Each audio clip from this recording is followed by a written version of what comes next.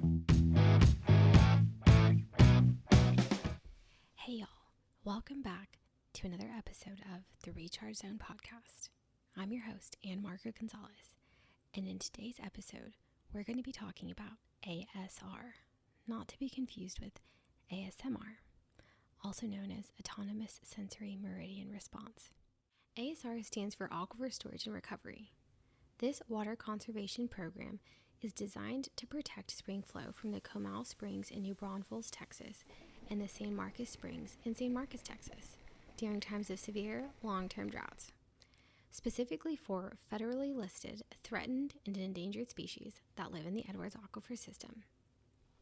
Today we're going to be joined by two EAA staff members that work in various roles when it comes to ASR at the EAA. One from a science perspective, and the other from a customer service, external affairs perspective. And of course, we're going to be joined by our co-host, Brent Doty. So let's dive on into the episode. I'm really excited about our topic today. We're going to be talking all about aquifer storage and recovery. And to join us today, we have Jenny Adkins, who's going to be talking to me, Brent, about some of the technical aspects, the science behind ASRs. And then later we have Javier Hernandez, who's going to be talking more to Ann-Margaret about the HCP in relation to the ASR and how it can be used as a conservation tool. So welcome both of you. Thanks for coming on. Thank you. Happy to be here. Thanks. All right, so to begin with, let's meet Jenny Adkins. Jenny, can you tell us a little bit about yourself? Yeah, I'm a hydrogeologist with the Aquifer Science team here at the EAA. I've been here since 2013. I have a bachelor's and a master's degree in geology. My focus is in karst hydrogeology. I'm a licensed professional geologist in the state of Texas, and my responsibilities at the EAA range over a wide variety of activities related to groundwater research and conservation. Hey, Jenny, thanks a lot. I really appreciate that. Now, Javier, can you tell us a little bit about yourself? Sure. My title is Special Projects Liaison with the Edwards Aquifer Authority. The current programs that I manage are the ASR Spring Flow Protection Program and the VISPO Voluntary Irrigation Suspension Program. I also manage the Precipitation Enhancement Program. I've been with the Edwards Aquifer Authority for approximately 20 years. Other programs that I've either supervised or managed is the Permitting Department, Conservation, and Critical Period Management. Jenny and Javier, thanks for introducing yourselves. I'm going to get back to our topic today, which is the aquifer storage and recovery. So many of our listeners have probably heard of that before, the ASR, aquifer storage and recovery, but for those of you that haven't, I want to kind of explain the basics of ASR and what it's for and how it works. Jenny's going to be talking about in just a little bit a local ASR project, and Javier will be speaking about how ASR is used as a conservation tool. So ASR, what is it? Basically, aquifer storage and recovery is where you take a drinking water source and you inject it into an aquifer underground for later use, kind of like an underground reservoir. Nationally, there are more than 40 ASRs, so this is a relatively new process, but some cities have been using it for a number of years now. Here in Texas, we have an ASR in Kerrville, El Paso, and San Antonio. So Brent, I know you mentioned you inject water into another aquifer for use in the future. Can you kind of elaborate what that means? Because I thought, the Edwards Aquifer has all these cracks, crevices, caves, and conduits. So how does that water stay contained when you inject it into a different aquifer? Ann-Margaret, that's a great question. So let's just go over real quick what an aquifer is. An aquifer is an underground body of water that humans can use. It's an underground storage of water that humans can access and use. Not all aquifers work the same. The Edwards Aquifer, for example, is a karst system, K-A-R-S-T, meaning it's made up of limestone and is characterized by faults, fractures, caves, conduits, and otherwise it allows water to move very quickly and very freely through the system. Other aquifers, such as sand or gravel or sandstone, the water is packed into the tiny pore spaces of the rock and it moves much slower. Such is the case here in San Antonio. So the SAWS ASR is positioned in an aquifer called the Carrizo Aquifer, which is a sandstone aquifer. So the water is packed tight in there and moves very slowly over time, maybe just a few feet a year. versus the Edwards, where you can have flow rates more than a mile per day. So while the Edwards aquifer is a great aquifer for recharge and for moving water through the system, it doesn't store water readily. It's very dynamic. So when we have a drought, it drops quickly. When we have recharge events, it fills quickly. So the advantage of an ASR in our scenario is when our aquifer is filling quickly, we can take that water and pump the excess water and put it into the Carrizo ASR, the SAS ASR. And it stays there. It forms its own freshwater bubble, if you will. So during periods of drought, you can actually pump from that freshwater bubble in the Carrizo aquifer and supply it to San Antonio instead of pumping directly from the Edwards. So it seems like a new age, innovative type of way to store water. I think it's definitely, it's not a new idea, but it's a relatively new idea. And I think it's been proven to be effective for conservation. It's an effective method to store water. And I think you'll see more and more of these in the future because of that. And because it's so effective, you're seeing even small towns starting to use these now. I mentioned Kerrville already has an ASR, and the city of New Braunfels within our region is now trying to develop an ASR. And that's why we brought Jenny on. Jenny has been working over the last year plus on monitoring the ASR project that New Braunfels has put on. So let's talk to Jenny right now. Jenny, can you give us an overview of the New Braunfels ASR and what stage they're at in the process and what they hope to do with it? So yeah, as part of their long-term strategic planning for growth and development, New Braunfels Utilities, or NBU, identified ASR as a potential water management strategy. They engaged several consultants to evaluate the practical applications for an ASR within their service area, the New Braunfels area. And they eventually developed a plan to move forward with a field-based assessment of an ASR facility. And they worked with the EAA to secure partial funding of that assessment from the Texas Board Development Board. So that was something we worked pretty closely on. And then in 2017, the EAA and NBU entered into an interlocal agreement, or an ILA, which basically authorized NBU to recharge, store, and recover aquifer source water or fresh water for municipal use or everyday use for their customers. And Jenny, what exactly is it that you're investigating? I know, are you investigating, how much water can be put in the ASR? And will that ASR freshwater bubble migrate or push brackish or saline water towards the springs? What exactly is it that you're looking at? So it's up to NBU and their consultants to kind of establish what they think the bubble is going to be, basically. So they've established kind of what that criteria is going to be or what they think it's going to be. But like you were talking about earlier, there's a difference between sandstone aquifers and karst aquifer systems. So the behavior of the Edwards aquifer is not exactly known. So there's a lot of unknowns with a system like this and a potential project. So is this the first ASR in the Edwards aquifer system? Yes, it is. Okay, so it's kind of like a kind of trial and error, so kind of where you have to learn as you go? Yeah, pretty much. We have a lot of educated guesses, you might say.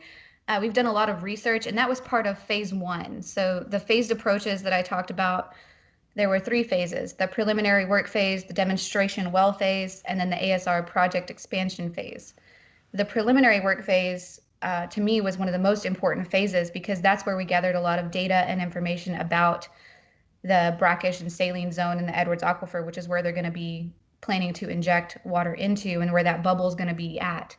So we needed a lot of information and a lot of data about that. So we did a lot of things, including wireline coring, taking cores of the aquifer and looking at the rocks in really great detail and figuring out properties like how much water it can hold, porosity, permeability, all of those types of things. They constructed an initial test well. We collected a lot of analysis and for new and historical water level and water quality data. So phase 1 was really important. I think it's important to reiterate, and Jenny already went over this, but we're not taking Edwards water and injecting it into the freshwater Edwards. There's a portion of the Edwards aquifer when it gets deeper and down more towards the coast, it becomes what we call brackish. So it's not exactly salt water, it's just highly mineralized water. It's not suitable for drinking. but it's not contaminated either. It's just a section of the aquifer, and most aquifers have this, where it becomes brackish. So we're going to be injecting fresh Edwards water or drinking water into this brackish supply, forming its own aquifer storage and recovery bubble. So what's the difference between brackish and saline? I know y'all said those two terms. Brackish water is typically 1,000 to 10,000 milligrams per liter for total dissolved solids. Total dissolved solids are basically just the minerals that are present within the water, like your sodium and calcium and things like that are already in the water. So the total dissolved solids for brackish, like I said, are usually 1,000 to 10,000 milligrams per liter. And then saline is anything that's 10,000 milligrams per liter and above. So saline is a little bit more total dissolved solids within that water, a little bit more highly mineralized. Okay, that's fascinating. And so ASRs seem like an innovative way to store water for future use, and especially times of drought, like I know y'all mentioned a few times. But let's flip over to Javier. So you've been involved in the EAA ASR Spring Flow Protection Program for some time. Can you explain the program and its purpose? Yes, so the ASR Aquifer Storage and Recovery Program is one of 4 spring flow protection measures that's found within our Habitat Conservation Plan. And the Habitat Conservation Plan is designed to protect threatened and endangered species that rely on adequate spring flows from the Comal and San Marcos Springs. The ASR project is basically designed to minimize impact on the aquifer during times of drought, during a repeat of the drought of record, which was the drought that occurred back in the 50s. And so the basic concept behind the ASR project is to have water stored and set aside for use during a severe drought, and also have the second component, which is to have an additional 50,000 acre feet set aside to be to go unused during a repeat of the drought of record. So I know you mentioned it's setting aside a certain amount of water. Can you touch again on the acre feet that the program has the capacity to hold? And then I know you mentioned the 50,000 acre feet. Could you kind of just highlight that again? The Aquifer Storage and Recovery Program is found within our Habitat Conservation Plan, and we're required to have 126,000 acre feet stored in SAW's H2 Oaks Aquifer Storage Facility located in southern Bexar County. And basically, the way we do this is I'm what you would call a marketer of the program. I solicit this program and contract with permit holders to lease their water. Once we lease their water, we transfer it over to SAWS, where they pump the water out of their wells, Edwards wells, and inject it into the Carrizo Aquifer for storage. And the second component of the ASR program is the ASR Forbearance Program, which requires us to have 50,000 acre feet of water set aside. And same as the leases, I go out and meet with permit holders and contract with them to get them to basically be on standby in preparation for the severe drought record as that occurred in the 1950s. And we pay them a fee. It's an incentivized program. We pay them $100 per acre foot to participate in the program. Okay, and just for our listeners to put it into perspective, 1 acre foot is about 326,000 gallons of water. And I know Brent has mentioned this to me in the past, and he's a good educator. So if you think about a football field size amount of water, 1 foot in depth filled with water, that's equivalent to a 1 acre foot, right, Brent? Exactly, Ann-Margaret. We're talking about a lot of water here. So 126,000 acre feet. Think of 126,000 football fields, 1 foot deep of water. And that's how much water Javier is helping these customers to inject into the ASR. For when we have this drought of record, like in the 1950s, we'll have that supply to be used for our houses instead of pumping directly from the Edwards. And that's going to keep those springs flowing, even if we have a repeat of the worst drought we've ever experienced here. So in essence, a permit holder would be setting aside some of their water in times of drought. They would be saved, Javier. And why would it be beneficial for a permit holder to do this kind of a program? Well, there was two basic concepts. The first was when we were actually leasing the water. When we leased the water, we actually took possession of their water rights, rights to withdraw the water, and it was basically it's a voluntary program. So whatever amount of water they decided to lease to us was injected. Now, the second component of this program is the ASR forbearance program, and basically we're just contracting with the permit holders to limit use of their water during a repeat of the drought of record. Now we pay them basically a standby fee to be on standby, and when that drought occurs, when that trigger hits, they won't be allowed to use that water. Now the incentive for them to participate in the program is basically financial, but they make a conscious decision whether or not they want to participate in the program, and it financially benefits them, but also benefits us, so that we can have water set aside and not pump during a severe drought of record, and minimize impacts on the springs during that time. So Javier, if I'm understanding you right, these folks are getting a payment either way. So they're getting paid to have their water on standby, and then they would get a payment if their water is curtailed for use in the ASR. Is that correct? That's correct. Just for being in the program, you're paid $100 per acre foot each year just for being in the program. But they also get paid the same when that drought of record occurs.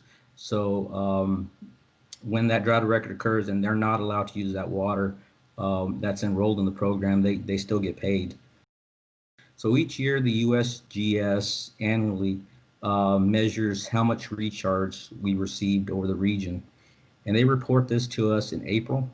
We take the previous 9 years and calculate that into the 10-year average, recharge average.